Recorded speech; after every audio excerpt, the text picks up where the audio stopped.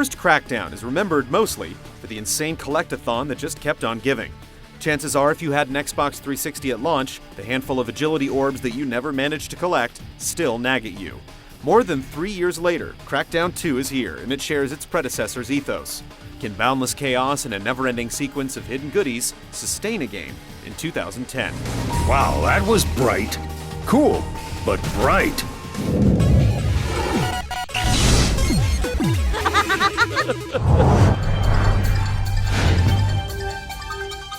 A bomb killed 12 journalists at an agency press conference today. Pacific City is still a hellhole, what with the renegade cell resistance and all those mutated freaks running about. Yeah, they're called freaks, mutant abominations that issue forth from holes in the ground. You play an unnamed agent in the service of the agency, and your job is to use your genetically enhanced body to set things right. That said, Crackdown 2 is thin on story, and on direction in general. What snippets you get from the audio logs you pick up will likely be drowned out by the constant explosions. Your ever-present commanding officer feels more like a play-by-play commentator than a narrator, and he's a skull to boot. Dead citizens are not good news, Agent. Not for the agency, or for you. Just follow the blinking waypoints on your map. They'll lead you in the direction of the stuff you have to kill. Don't worry about the whys or wherefores. Crackdown 2 hardly pretends to have a plot. You should follow its lead. Your actions have stirred up a freak shitstorm, Agent. Brace yourself. This could get nasty.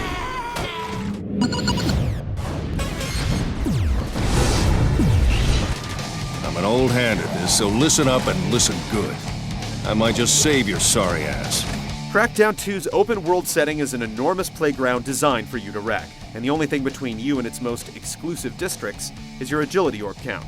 The game doesn't rely on plot placing to limit where you can go. As long as you can jump high enough to access a given part of the city, you officially have business being there. Consequently, there aren't any story missions to speak of. What you get instead are hotspots scattered around the city, which you can access whenever you want. There are spots where Cell is fortified, the triggering of which will kick off a prolonged scuffle with the agency. If you kill enough of them, they'll vacate, ceding the turf.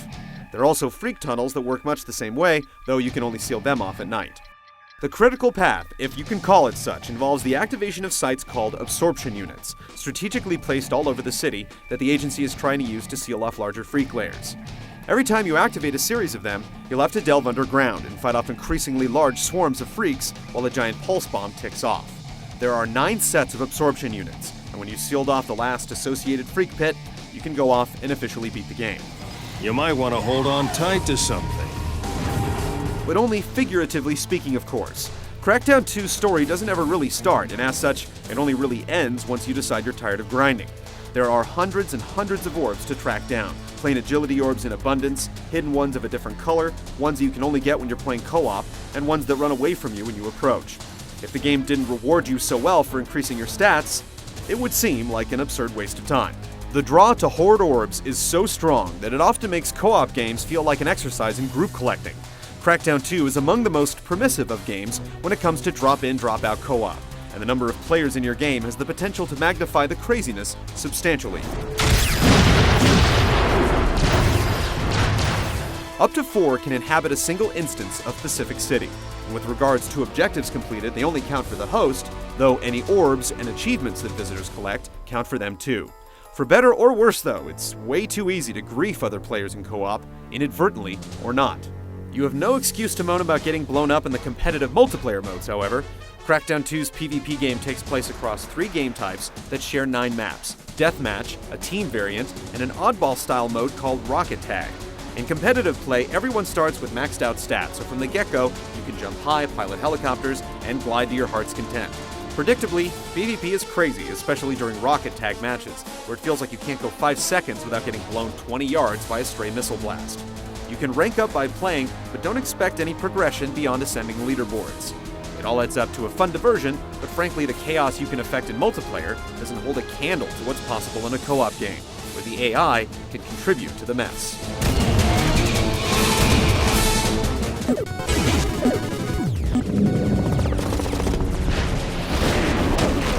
Oh, yeah.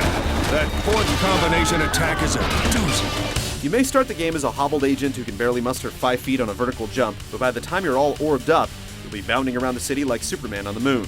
As your capabilities increase, you'll be able to pick up heavier objects, truck vehicles on the highway like a superhuman running back, clear entire rooftops with a single grenade blast, and more. Your agility, which determines how fast you run, high you jump, and eventually whether or not you can glide, only increases as you gather orbs. Everything else, from your strength, driving, firearms, and explosive skills, goes up through use. And use them you will. It's a good thing that the minute-to-minute gameplay has the potential for such explosive fun, because that's really all Crackdown 2 has to offer. The spread of weapons you can use gets bigger as you level up your firearm skill, eventually granting you access to the sorts of stuff you'd normally see mounted on stationary turrets. Same with vehicles. Level your driving skill enough and you can pilot choppers. You can also engage in cybernetically enhanced base jumping once you unlock the gliding ability with a high enough agility rating.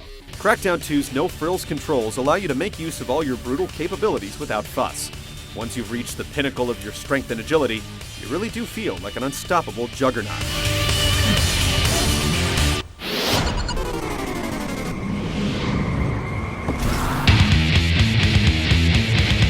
Crackdown 2's looks are wholly in the service of the gameplay experience, and they're frankly not likely to impress you.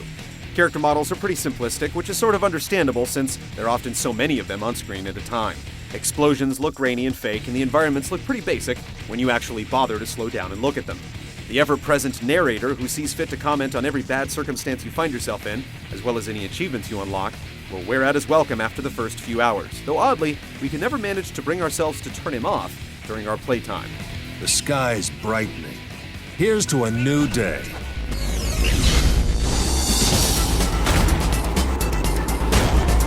It's hard to argue with Crackdown 2's draw. After a multi-hour session consisting of little more than hunting down agility orbs and engaging in unstructured havoc, you'll still find it hard to peel yourself away. Its lack of a meaningful structure reeks a bit of lazy design, and a well-developed and extremely permissive multiplayer game just barely excuses this. But again, it's hard to deny its appeal. If you have a taste for chaos, Pacific City is yours to wreck. We're gonna need bigger guns. Agent, let's get to work.